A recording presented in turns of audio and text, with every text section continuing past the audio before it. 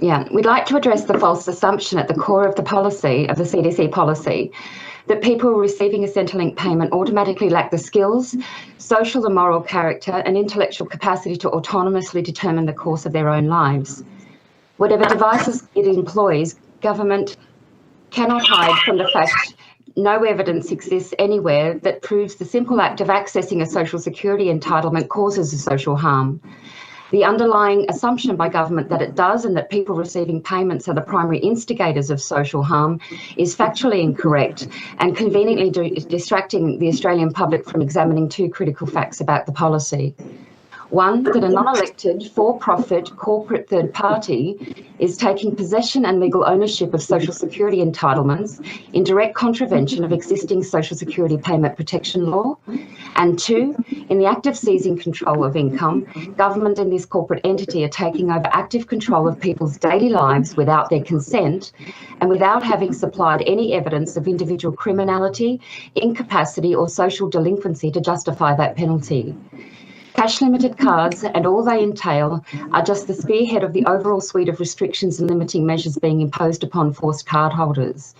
By keeping public focus on the plastic card at all costs, government has been intentionally concealing vital policy information and are keeping the full extent of the impacts and implications of CDC rollouts from public view. We should not be engaging in vulgar debate about the flexibility and efficiency of what constitutes an updated Jim Crow policy. And that is what we feel this government is creating through the incremental expansion of CDC legislation.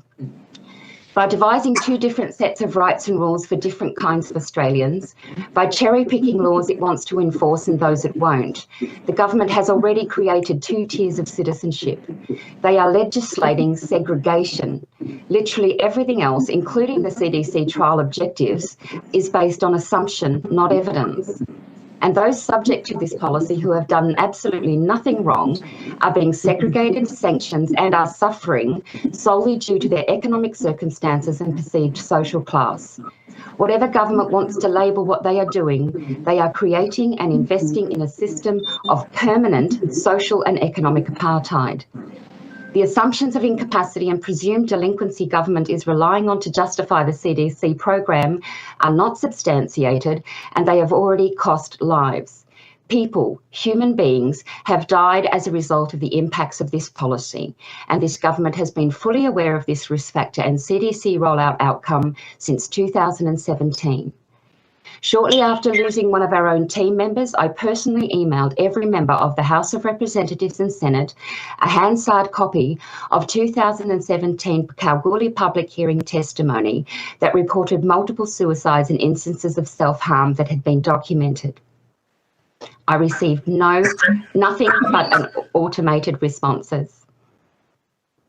Despite having evidence presented directly to them, government has chosen over the last 5 years not to inform anyone of this policy outcome, and they've not included in their awareness of this risk factor in any of their consultation processes, on their websites or in their CDC media promotion. That forced participants have died and others are suffering debilitating and life-altering impacts, apparently unseen and unheard, as a result of decisions being made for them in this place, should matter. In the context of debate on continuance and potential expansion of this program, the lives, safety and well-being of those directly subject to these decisions should be the only thing that matters. The question remains, why has this trial of a policy that on record has caused multiple deaths, injuries, homelessness, economic losses and severe mental and physical health decline among its trial participant group been allowed to continue at all? Where is the oversight and the accountability? There is nothing in the policy that can't be achieved more efficiently and ethically and successfully by transitioning to an opt-in system. Under voluntary conditions, those that want the card can still have it. But as the Prime Minister himself said, we should not push one person down to raise another. This policy is doing that with its blanket measures. Government are demanding that the Australian community accept and applaud the forced demotion of at least 40,000 people and potentially 5 million individuals into a permanent second tier of citizenship, where they will shoulder largely unaided all the personal, social, psychological, legal and economic costs of that demotion with no benefit to themselves and at substantial risk to their lives and their families' safety. The continuing disrespect and disregard being shown for the lives and well-being of people government has already forced onto this program is not just patronising and elitist, it is unethical and it is immoral. The invisibility of forced cardholders within this process is no better exemplified than by the fact that despite facing imminent and permanent segregation from society, not one current CDC trial participant has been invited to speak here today. The CDC policy itself is a social harm, and we unequivocally say no to its creation and continuance. Services desperately need the funding that is currently being wasted, and people who do require more than just an income support payment need hope and a genuine pathway that leads to something better. This program, with its well-documented history of devastating impacts, is not that way. Thank you.